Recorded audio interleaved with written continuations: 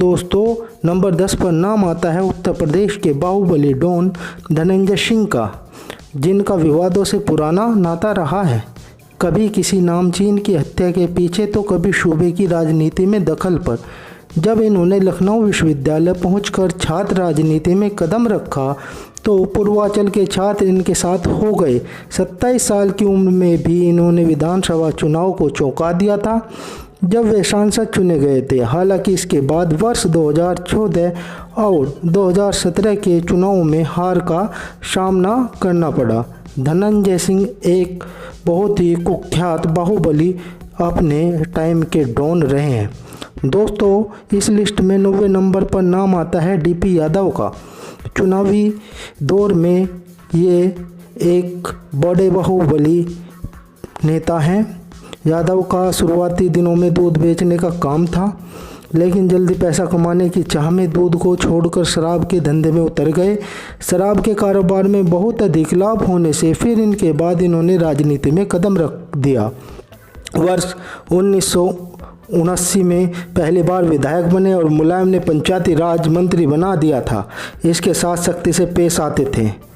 वर्ष 1993 तक वे विधायक रहे। दोस्तों, इस लिस्ट में नंबर 8 पर नाम आता है बिहार के बाहुबली डॉन पप्पू यादव का। इनकी खास पहचान तब बनी जब वर्ष 1990 में निर्दलीय विधायक बिहार विधानसभा में पहुंचे थे। आपराधिक मामलों की वजह से विवादों से घिरे रहने से बड़े बड़े दबंग भी पप्पू यादव से टकराने से बचते थे। हालांकि पप्पू यादव ने बहुत कम समय में कोसी बेल्ट के कई जिलों में अपना प्रभाव कायम कर दिया था। दोस्तों, इस लिस्ट में 7वें नंबर पर नाम आता है उत्तर प्रदेश के बाहुबली डॉन हरिशंकर तिवारी का।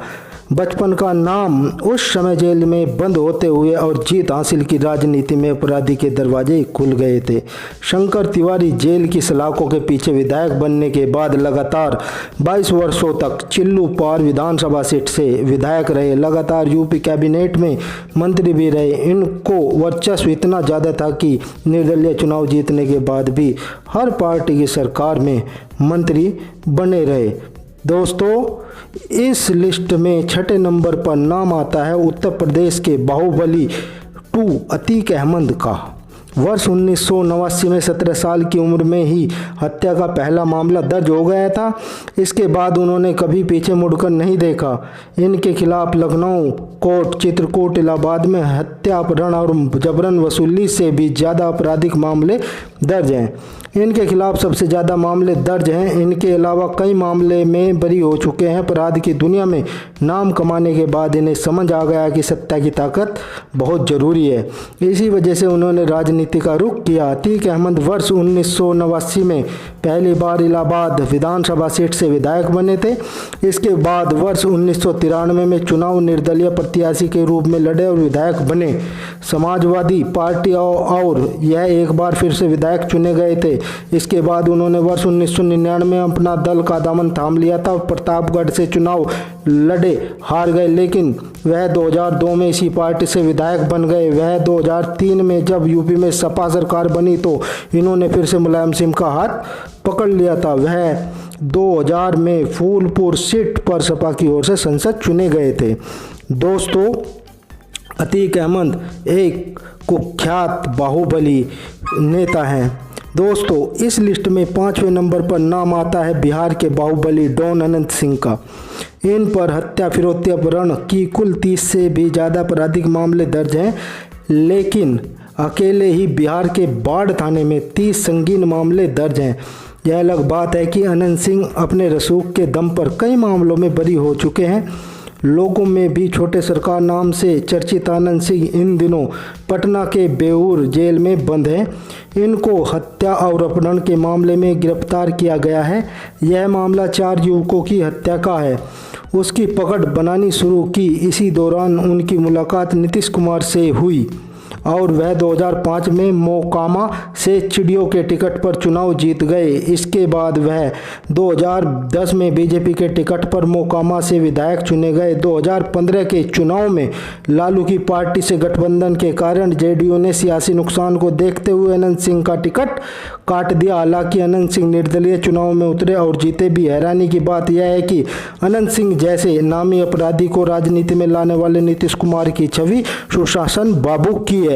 दोस्तों, चौथे नंबर पर नाम आता है उत्तर प्रदेश के बाहुबली डॉन ब्रजेश सिंह का। इन्होंने कई आपराधिक वारदातों को अंजाम दिया। इसमें हत्या के प्रयास के मामले शामिल हैं। आपको बता दें कि उन्होंने अपने पिता की दुनिया में कदम रखा था। 2000 के दशक में कई सालों तक बताने वालों के लिए उत्तर प्रदेश पुलिस ने 5 लाख का इनाम रखा था। इसके बाद वर्ष 2008 में दिल्ली पुलिस स्पेशल सेल इन भुवनेश्वर से गिरफ्तार कर लिया गया था। दोस्तों, अगर बात ब्रजेश सिंह के राजनीतिक पृष्ठभूमि की करें तो वाराणसी चंदौली में इनके परिवार का पुराना राजनीतिक प्रभाव साफ नजर आता है। वाराणसी के एमएलसी सीट पर ब्रजेश सिंह और उनका परिवार पिछले 4 बार से जीतता आ रहा है। शुरुआती 2 बार ब्रजेश सिंह के बड़े भाई उदय भान सिंह, उसके बाद ब्रजेश सिंह की पत्नी अन्नपूर्णा थी और इसके बाद मार्च 2016 में खुद ब्रजेश सिंह वाराणसी से एमएलसी बनकर राज्य की विधानसभा में दाखिल हुए थे। फिलहाल वाराणसी सेंट्रल जेल में बंद ब्रजेश सिंह के परिवार के औपचारिक राजनीतिक चेहरे के तौर पर उनके भतीजे सुशील सिंह लगातार 3 बार चंदौली से विधायक चुने गए हैं। दोस्तों, इस लिस्ट में तीसरे नंबर पर नाम आता है शहाबुद्दीन का। ये सुर्खियों में तब आए जब इन्होंने पहला कत्ल किया। इसके बाद एक कई वारदातों को इल्जाम दिया।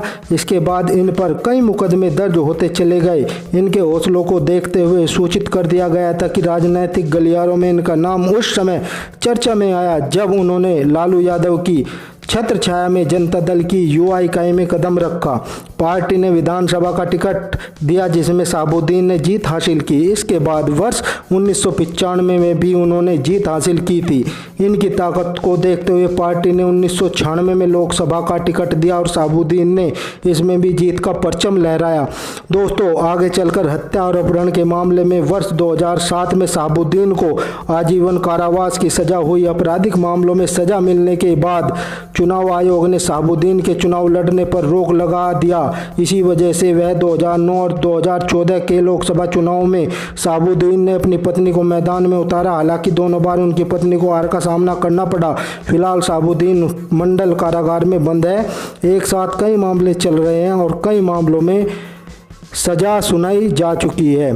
दोस्तों, इस लिस्ट में नंबर 2 पर नाम आता है मुख्तार अंसारी का, जो उत्तर प्रदेश की विधानसभा से विधायक हैं।